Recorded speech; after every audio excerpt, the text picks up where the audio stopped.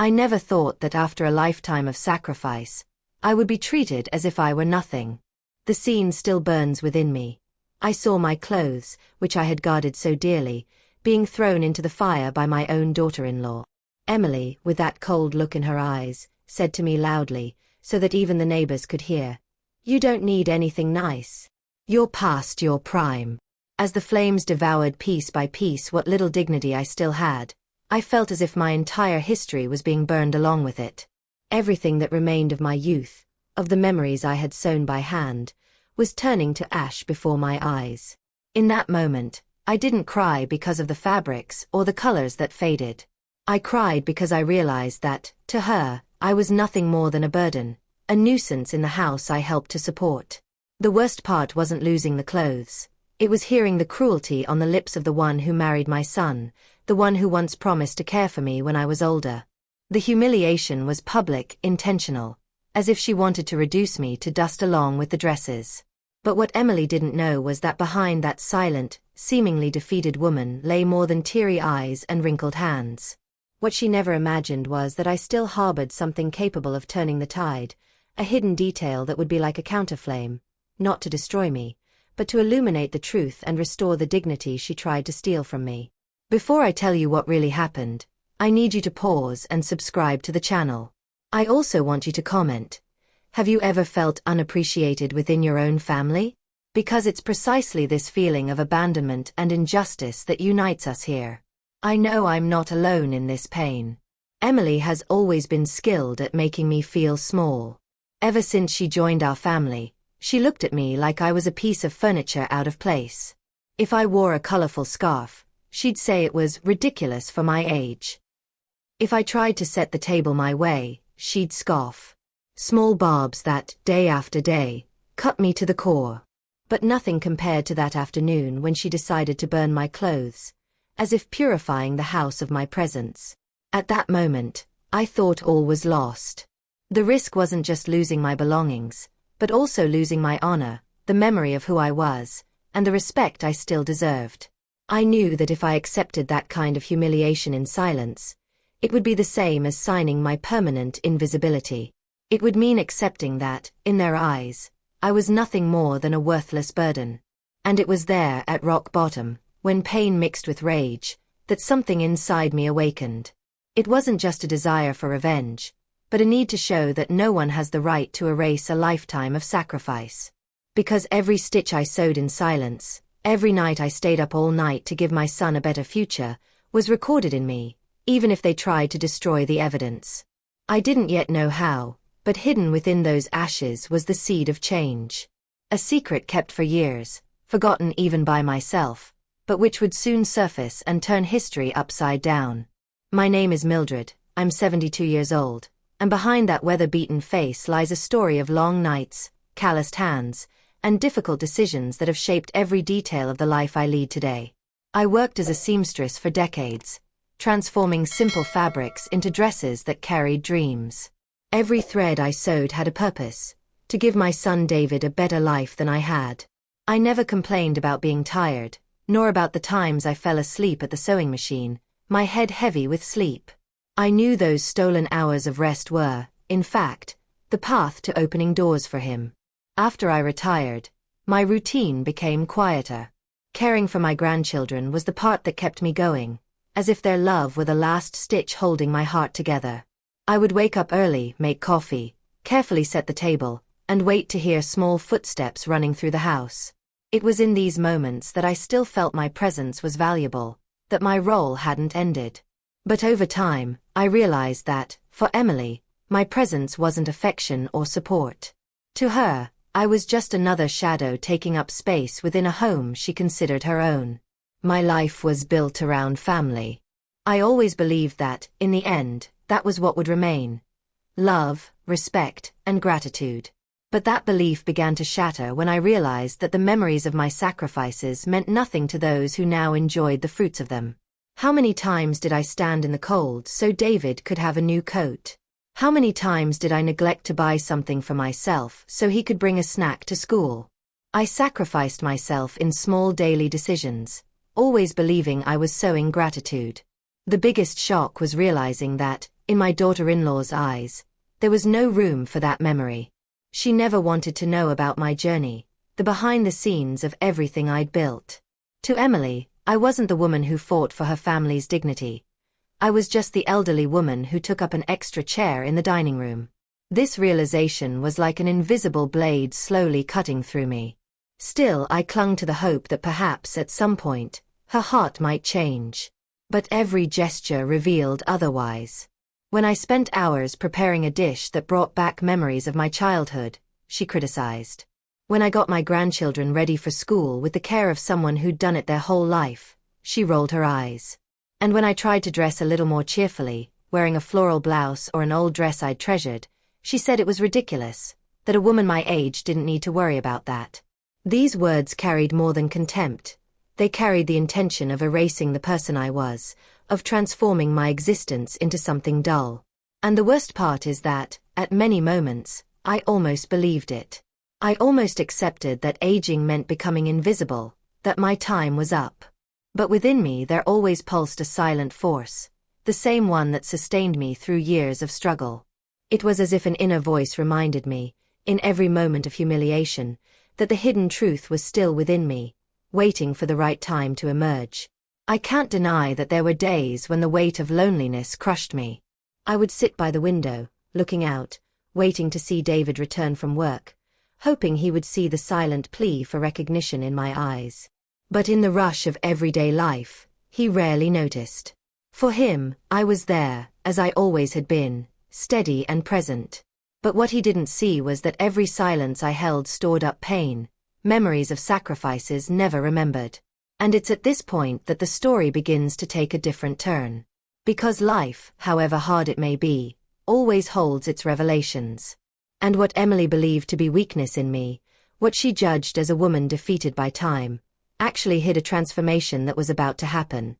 I didn't yet know how, but within the simple routine, in the forgotten details of a past filled with struggles, there was something that remained intact, waiting just for the right moment to reveal the impact it could make.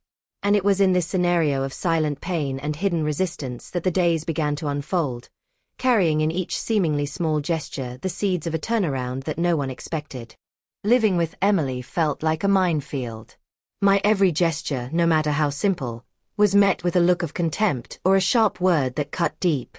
At first, it was small criticisms disguised as comments, like when I'd put a flowery tablecloth on the table and she'd laugh that it looked like something from an old, tasteless house.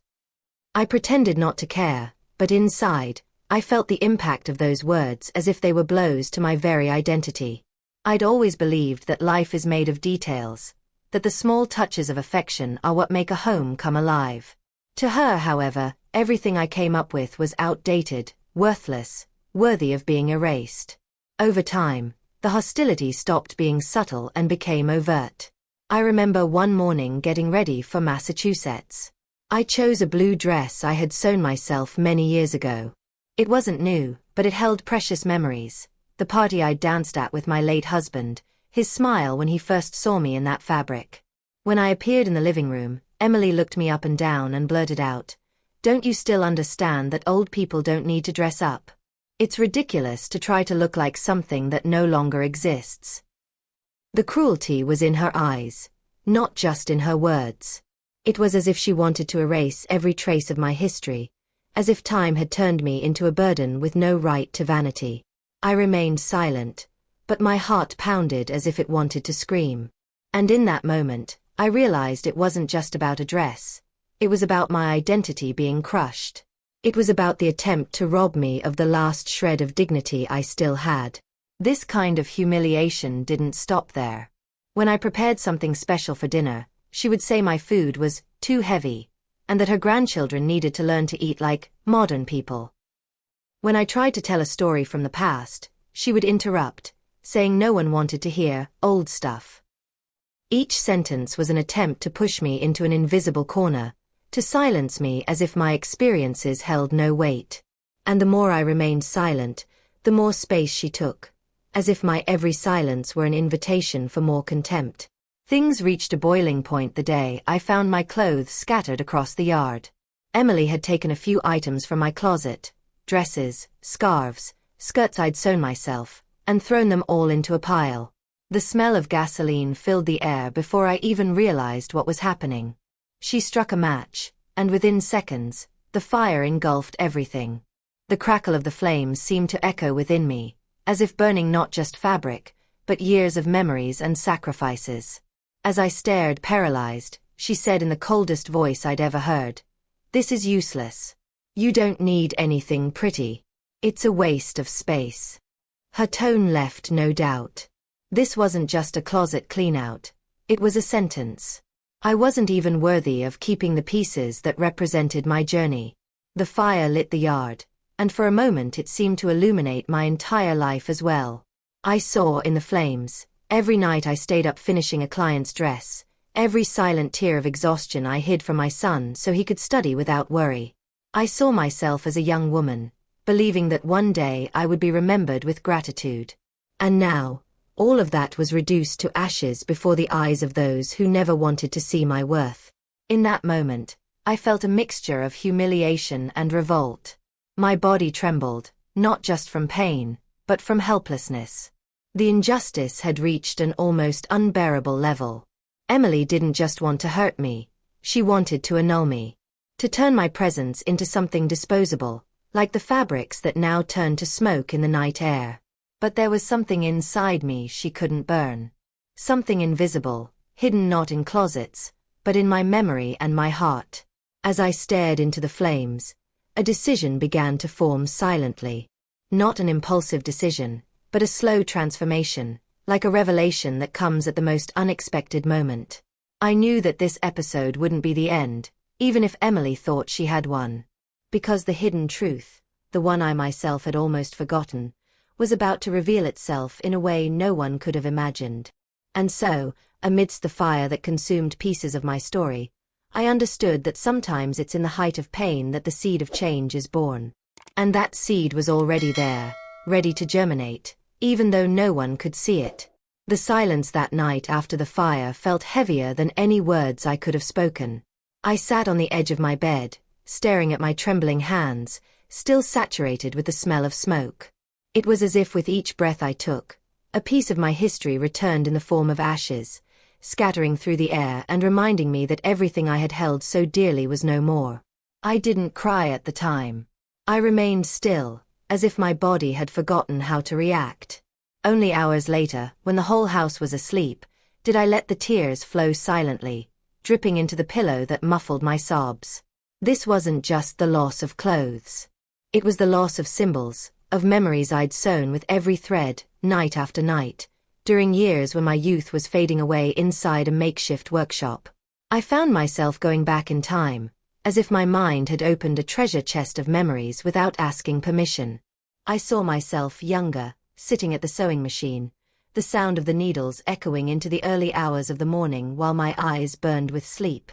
My hands often trembled with exhaustion, but I didn't stop. I knew that each piece I delivered was what kept David studying, learning, growing. There were days when there was no meat on the table, but he never went to bed hungry because I found a way to make what little was enough. There were nights when I wore the same coat for 3 winters in a row, while he had new clothes to keep warm. With every decision I made, it was as if I engraved within myself the certainty that I was building a future. I believed that one day he would look back and understand the impact of those choices, that he would see how much of me was in each of his achievements. But in that dark room, lying with my heart crushed, I realized that this recognition might never come. And this realization hurt more than the fire burning my clothes. It was the feeling of being forgotten, of having become invisible within the house I had fought so hard to sustain. Emily had turned my life into a stage for humiliation, but what destroyed me was the realization that David, even unintentionally, allowed this to happen. He didn't see. He didn't hear. He didn't realize that my every silence was a suppressed scream. I remembered him telling me when I was a child that when I grew up, I would be taken care of. Those words were the energy that kept me going on nights when the machine stopped working, when the money wasn't enough, when I felt like I was falling apart. I believed that promise like a prayer. Only now, years later, I was alone in the same house, but feeling like a stranger inside. This feeling of invisibility is difficult to describe. It's as if we ceased to exist in the eyes of others, even though we were there every day. I walked through the hallways, and it was as if no one noticed. I spoke, and my voice seemed to be lost in the air. It was as if, at some point along the way, I had been erased without anyone noticing. This was the most painful part. It wasn't just Emily's cruelty, it was the emptiness that her neglect created. Still, within me there was a faint flame, almost extinguished, but it insisted on remaining lit. Because each memory of sacrifice also carried a seed of dignity. I might be at rock bottom, but I knew that this bottom wasn't the end. It was simply the place from which, somehow, I would have to find the strength to climb. As the tears flowed, I remembered a specific night many years ago. David was about to drop out of school because we couldn't afford the tuition. I locked myself in the workshop and worked for 3 days without much sleep, sewing non-stop. When I finally had the money, I handed it to him like a treasure. And seeing the sparkle in his eyes at that moment made me believe all the effort was worth it. It was this memory I carried with me that silent night. It was this memory that kept me from completely falling apart. I knew I was living the darkest chapter of my journey, but I also understood that it's precisely behind the scenes of pain that the greatest revelations happen. The humiliation Emily inflicted on me seemed to have erased everything, but deep inside I felt the hidden truth still lurked. A truth that, when revealed, would have the power to completely transform the course of our story. And so, through tears and memories, I realized that, even at rock bottom, there was still a glimmer of hope. I didn't know how or when, but I sensed that something was about to reveal itself, and that revelation would change everything. My eyes were still puffy from a bad night's sleep when I decided to get up and try to organize what was left of my things. The room smelled of smoke, as if Emily's cruelty had permeated every corner. I opened the closet, and emptiness stared back at me. The nearly bare shelves were a portrait of my own life at that moment, reduced, emptied, colorless.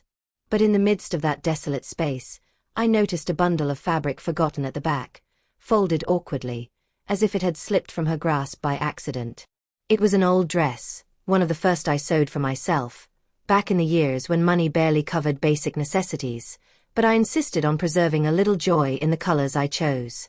I touched the fabric and felt its worn yet firm texture, as if it had withstood time only to find itself again. I caressed the seams, and it was as if my entire youth flashed before my eyes. The sewing machine humming into the wee hours, the smell of strong coffee keeping me awake, and David's laughter, still a child, echoing through the house as I worked tirelessly. It was then that I noticed something strange. A section of the hem was heavier than it should have been. I frowned, ran my fingers along the seam, and felt a strange relief, a stiffness that didn't match the fabric. My heart raced. Carefully, I undid a few stitches and, to my surprise, found a small envelope hidden within the seam. It was yellowed, its edges frayed with age, but still intact. I held that envelope as if it were sacred. My fingers trembled, not only from its age, but from the feeling that there was more than just paper inside. It was as if fate had waited for this very moment to give me a sign. I took a deep breath before opening it, and as I slid my fingertips over the aged seal, a wave of memories washed over me. I remembered the day when, in the middle of a silent dawn, I decided to hide something there that represented more than simple documents. It was a decision made with the mindset of someone who wasn't sure of the future, but believed that every small act of prudence could change the future. Inside the envelope were papers that immediately made me shudder. They were titles, documents I had kept for so many years I had almost forgotten their existence. They weren't just papers. They were proof that my years of sacrifice had produced something concrete, something that gave me more than memories. It gave me power. As I held those sheets, I realized that the hidden truth of my own story was there, untouched, waiting to be revealed at the right moment. I felt a mixture of relief and fear. Relief because I understood I wasn't as vulnerable as I thought, that there were still hidden cards in the game of my life. Fear because I knew that if Emily discovered this, she would do everything she could to wrest from me every last piece of what was still mine. But at the same time, a silent transformation began to take place within me. It wasn't just about surviving her humiliations. It was about reclaiming my voice, my place, my dignity. I ran my fingers over the signatures, remembering every decision that had led me to this point. Every sleepless night, every choice to surrender, every time I embraced courage over comfort. It was all imprinted there, in the background of my life, like a belated revelation that now took on extraordinary weight. It was as if the past reached out to the present and said, "You are not defeated. There is still an impact on your journey." I closed my eyes and imagined what it meant to have found that envelope just now. Maybe it was just coincidence, but deep down I knew there was more. It was as if life was reminding me that nothing is truly lost when it is built with sacrifice and truth. No matter how much Emily had tried to erase my memories, no matter how much the fire had consumed my clothes, she could never destroy what I had sown not in fabric, but in decisions. As I put the envelope away again, this time in a safe place known only to me, I felt my journey was about to change direction. I didn't yet have all the answers, but I sensed that those pages hidden inside an old dress were the first step in a turning point no one around me could have foreseen. It was the kind of discovery that carries the power to alter destinies, to show that behind what seemed fragility lies a strength that only time can reveal. And there, with that dress in my hands, I realized it wasn't the end of my story. It was just the beginning of a revelation that was beginning to take shape, albeit silently, within the walls of the house where I felt invisible. When I first opened those papers, I had to blink several times to make sure I wasn't dreaming. My hands trembled as if I'd found buried treasure in the backyard of my own life. There before me were the title deeds to a house I'd purchased over 30 years ago. A decision I'd made silently, kept hidden within my heart, like a secret not even David, my son, knew. I remembered perfectly how it all began. Years of small savings, coins stashed in the bottom of glass jars, sewing twice as much for demanding clients who never knew the extra money wasn't for luxury, but for security.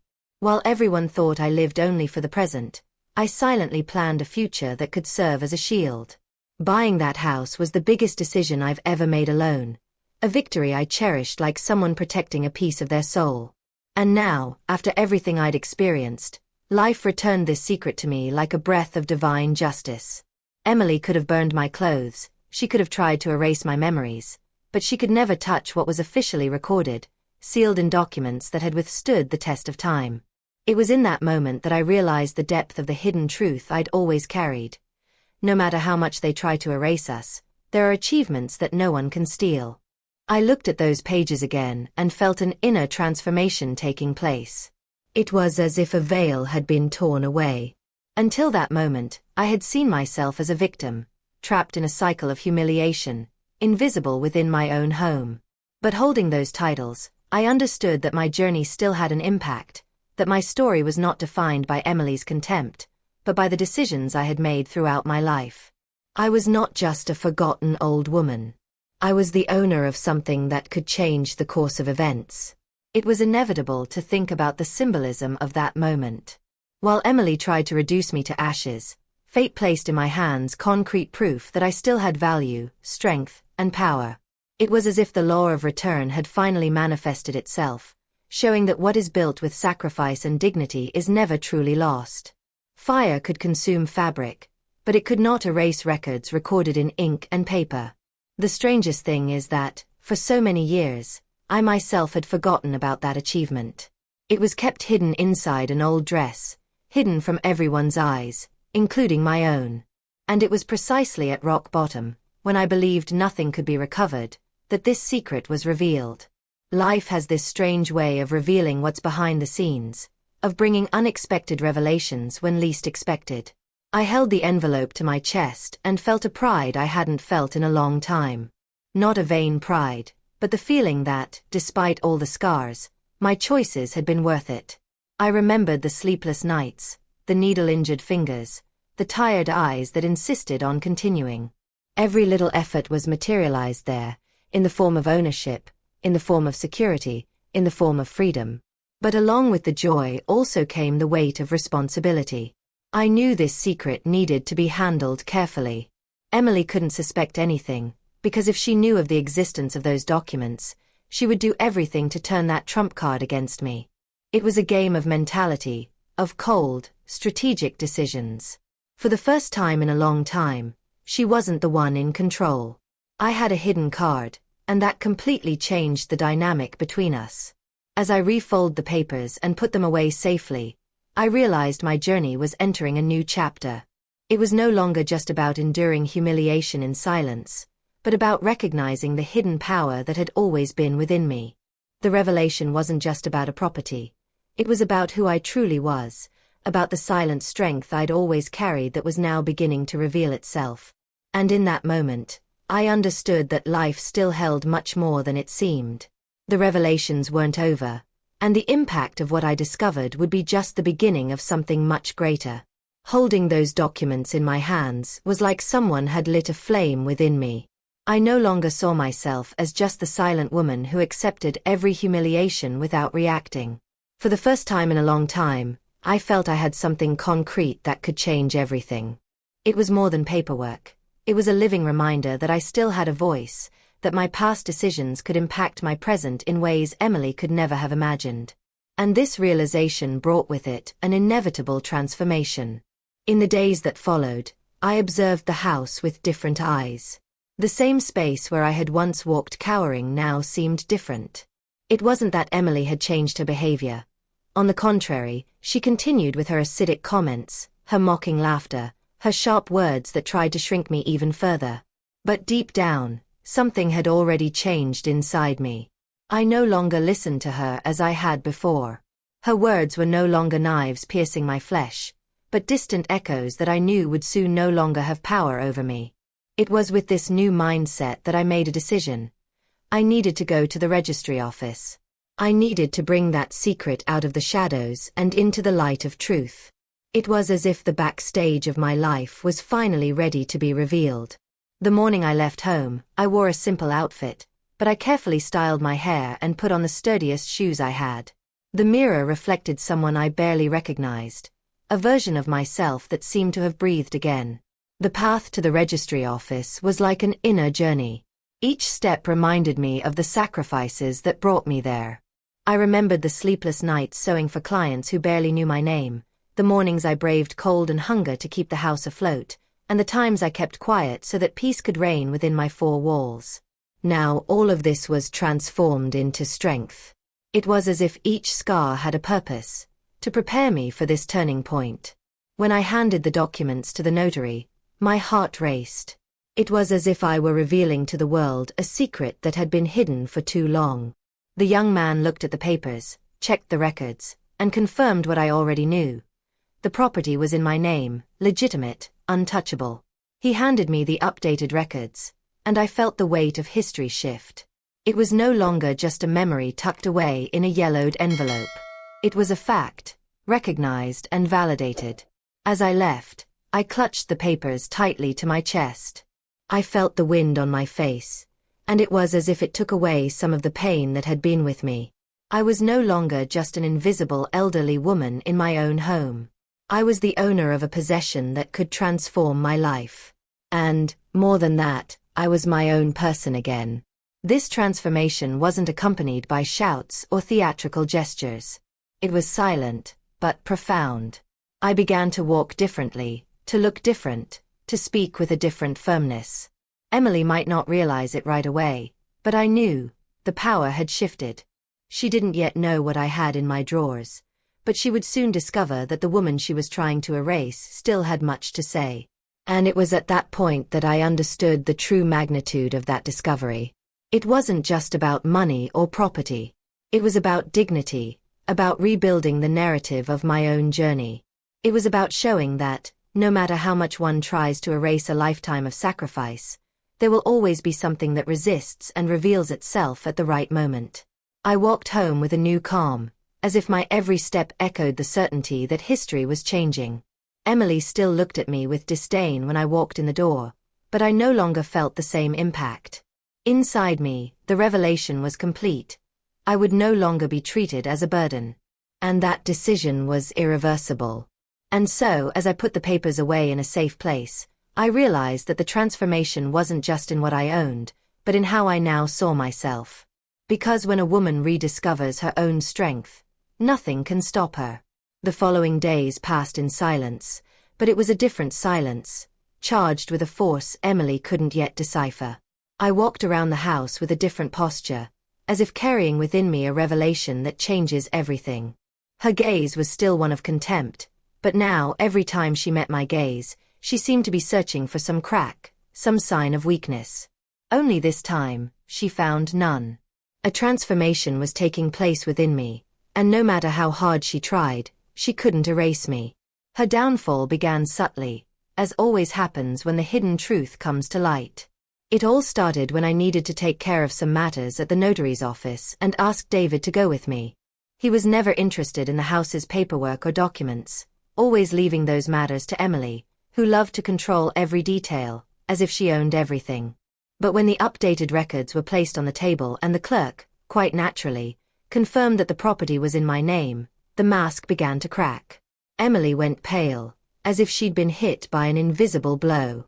Her eyes scanned the lines of the document, and I noticed her heavy breathing, the struggle to contain her fury. For the first time, arrogance didn't spill from her lips in the form of an insult. She remained silent, caught in the impact of that revelation. David, for his part, looked confused.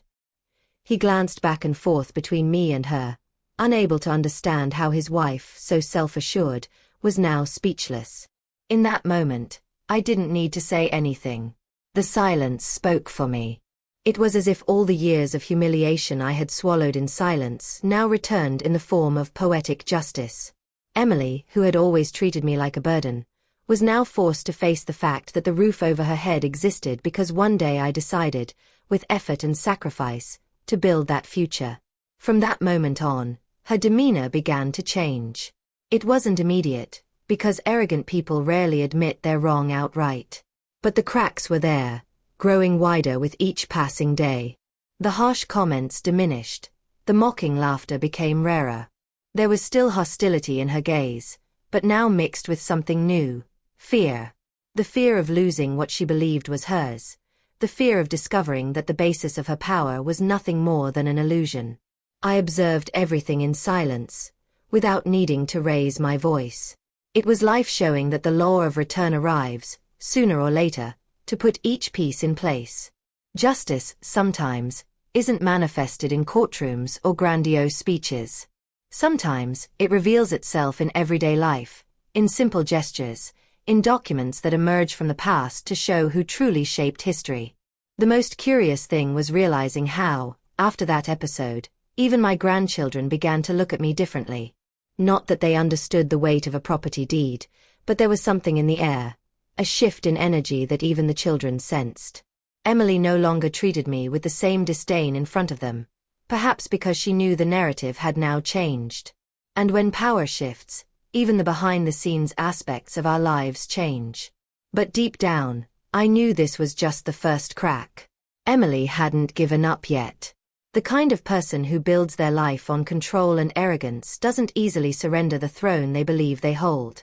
I could see the internal struggle in her eyes, the attempt to regain the dominance that was slipping through her fingers.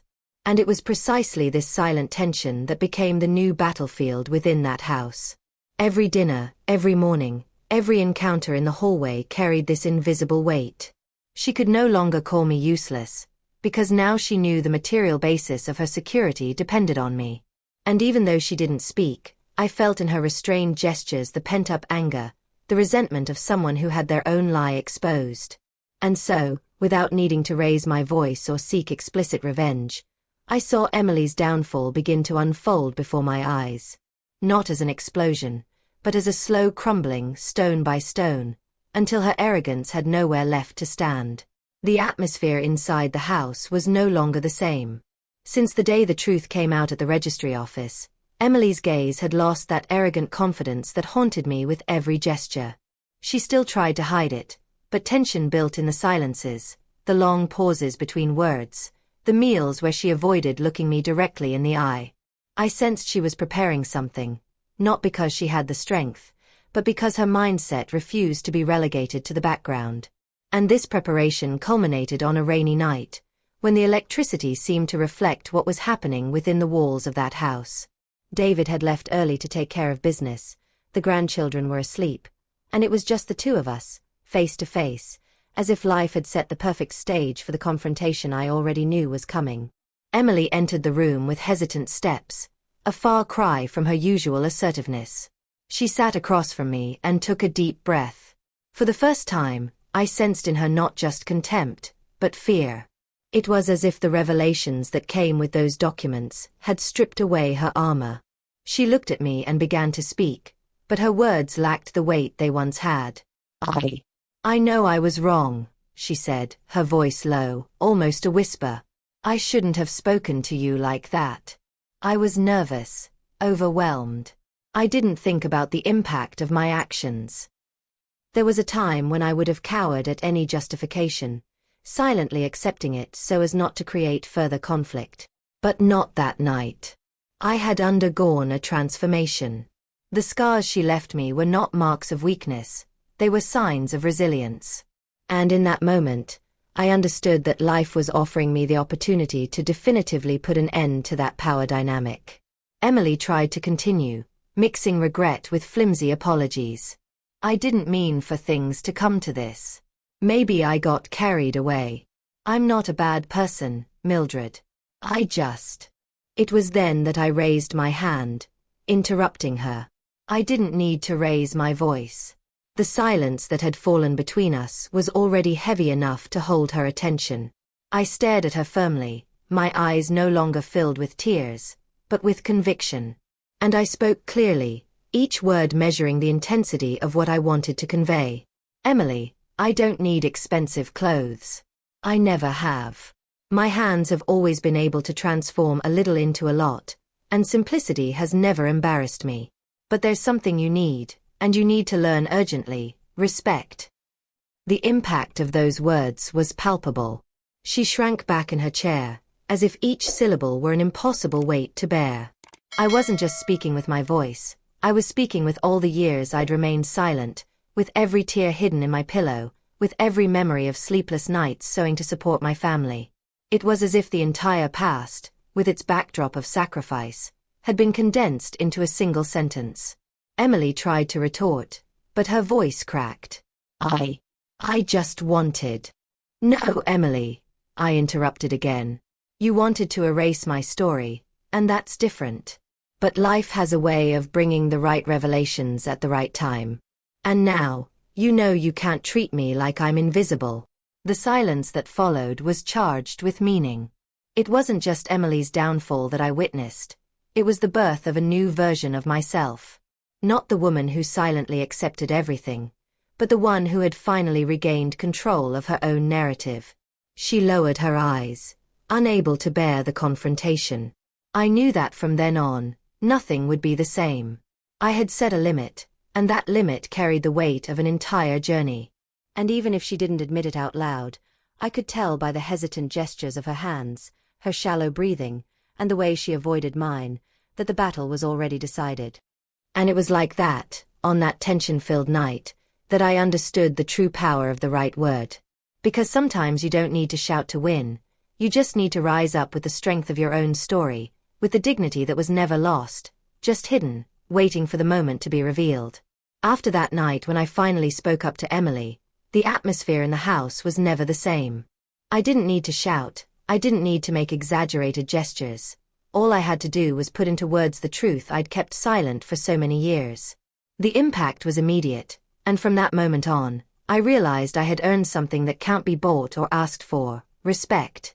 In the following days, Emily began to move around the house differently. Her steps no longer held the same defiant firmness, and her eyes, once so full of arrogance, now sought to avoid mine. It was as if her every gesture carried the memory of that confrontation, as if the knowledge of her mistake weighed heavily on her shoulders. David, for his part, seemed to finally notice what was happening. It didn't take much explanation. The tense silence between us was enough for him to understand that I wasn't just the silent mother in the corner of the room, but someone who deserved to be heard and acknowledged. It was during this period that I decided something important. I wouldn't kick David and Emily out of the house. That wasn't my intention, never had been. Life had already taught me that acting out of revenge only prolongs the cycle of pain. What I really wanted was to establish clear boundaries, to show that I was no longer willing to be invisible. This decision didn't come from anger, but from the transformation I had experienced. It was the result of an entire journey of sacrifices, difficult choices, and the revelation that brought me back to myself. Calmly, I called them both over for a chat. Emily arrived with a tense expression, still trying to guess what I would say. David seemed apprehensive but willing to listen. I looked them in the eye and spoke firmly, without hesitation, because I knew this was the moment to put everything in its place. "I don't want any fighting in this house," I began. "But I also don't want to be treated like someone worthless anymore. Everything life took from me, it gave back to me with justice. I don't need luxury, I don't need expensive clothes, but I need and deserve respect. Never underestimate the heart of a woman who has sacrificed everything for her family, because it is in that heart that the greatest strength lies." The silence that followed was thick, but I knew my words had struck home. Emily didn't respond immediately. Her eyes welled up, and for a moment, I thought I saw a hint of genuine regret in them. David took my hand, as if to say he finally understood the weight of my journey. And in that moment, I realized it wasn't just a matter of setting boundaries, but of reclaiming my dignity before those walls that had so often witnessed my silent tears.